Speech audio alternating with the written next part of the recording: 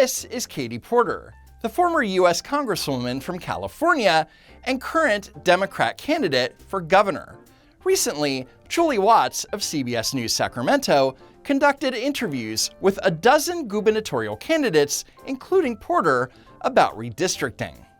What do you say to the 40% of California voters who you'll need in order to win, who voted for Trump? How would I need them in order to win, ma'am? Well, unless you think you're going to get 60% of the vote.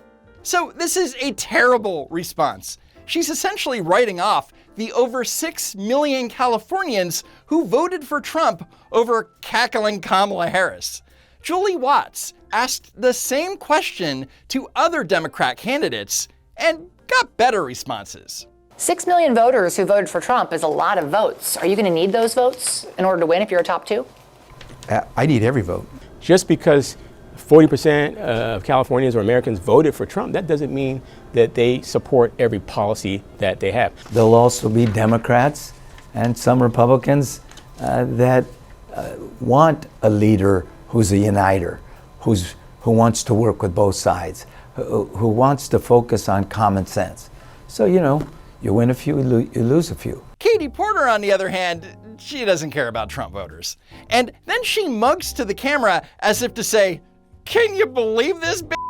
You think you'll get 60%? Everybody who did not vote for Trump will vote for you. That's what you're thinking. In a general election, yes. If it is me versus a Republican, I think that I will win the people who did not vote for Trump. What if it's you versus another Democrat? I don't intend that to be the case.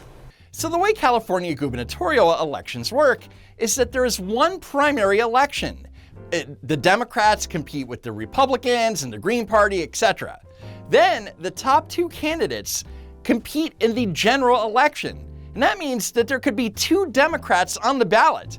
Katie Porter says that she doesn't intend that to be the case, but she has zero choice in the matter. But you just said you don't need those Trump voters. Well, you asked me if I needed them to win. So you don't I think feel like this is unnecessarily argumentative. Says the woman who is being unnecessarily argumentative. But Katie Porter was just getting started. What is your question? So, and the question is, what do you say to the 40% of voters who voted for Trump? Oh, I'm happy to say that. It's the do you need them to win part that I don't understand. I'm happy to answer the question as you have it written, and I'll answer it. In other words, ask the question how I want you to ask the question. And we've also asked the other candidates, do you think you need any of those 40% of California voters to win? And you're saying, no, you don't. No, I'm saying I'm going to try to win every vote I can. And what I'm saying to you is that... So she's trying to win every vote that she can by discounting everyone who voted for Trump. Makes sense to me. What's your problem? Okay, so you... I don't want to keep doing this. I'm going to call it. Okay. Thank you. So Katie Porter wants to be the governor of California, the country's most populous state and the world's fourth largest economy, yet she can't answer a simple question without A, insulting millions of voters, and B, coming across like a petulant man-child. You're not gonna do the interview with us? Nope, not like this, I'm not. Not with 7 follow-ups to every single question you ask. Every other candidate has answered our follow-ups. I don't care. I want to have a pleasant, positive conversation in which you ask me about every issue on this list. And if every question you're going to make up a follow-up question, then we're never going to get there. I want to have a pleasant, positive conversation, says one of the most unpleasant and negative women in politics. I am an investigative reporter. I have never had to do this before, ever. You've never had to have a conversation with to end a an reporter? interview. Okay, but every other candidate has done this. What part of I'm me? I'm running for governor because I'm a leader. So I am going to make... So you're not going to answer questions from reporters? Okay, why don't we go through? I will continue to ask follow-up questions because that's my job as a journalist, but I will go through and ask these, and if you don't want to answer, you don't want to answer. So nearly every legislative... I don't want to have an unhappy experience with you, and I don't want this all on camera. Too late for that, sister. Too late for that. So watching Katie Porter's failure to answer a basic softball question, not to mention her attitude and demeanor, yeah, she's not executive material, but you knew that already. And it's not just investigative journalists that Porter has problems with. Back in 2023, Politico reported on Katie Porter's bad boss problem. One criticism of Porter has been that she's allegedly a terrible boss. according to some accounts, abusive and racist. And from what I've seen, I tend to believe it. For example, here's then Congresswoman Porter in September 2022 doing some sort of Zoom broadcast. Oh, yes. This is why I didn't want to. I need the lights off, the bright lights. I'm so sorry, but I am about to get on. Bernard, I need you to turn these off. These that are killing me. Hang on 1 second, everybody. Yes, we should have. Yes. Oh my God, it's a Zoom call. It's not that serious. Okay, everybody, I'm not that dark. That's too dark. Just a minute.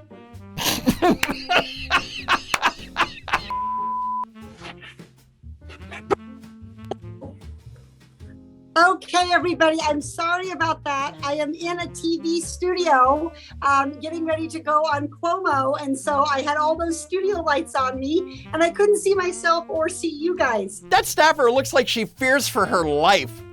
Hopefully she didn't get the scalding mashed potatoes treatment like Porter's ex-husband did, allegedly. In November 2023, Dan Zak of the Washington Post wrote, 4 people, each formerly in Porter's employ or orbit, told him about upsetting experiences working for her that spanned her first 3.5 years in Congress. 3 additional former staffers told similar stories to one of his Washington Post colleagues. And the interview meltdown and her attitude on the Zoom call give credence to the accusations that Porter has been abusive towards staff. And within hours of Porter's interview meltdown going viral, Politico ran a story about then Congresswoman Porter participating in the following video for Biden's Department of Energy Secretary, Jennifer Granholm. So, you ready for stat number 2?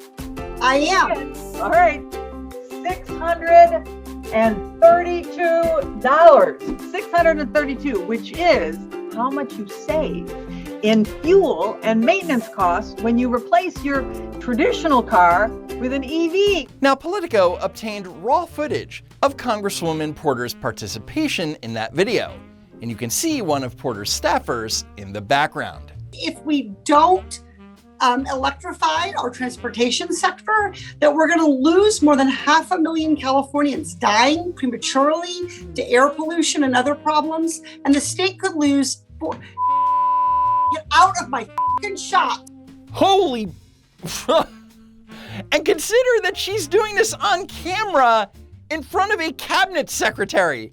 So it's easy to imagine how terrible Katie Porter is to her staff in private. And for the record, Politico claims that Porter's staffer is not the source of the leaked video. So it's logical to assume that the leaker was a Jennifer Granholm staffer, if not Granholm herself.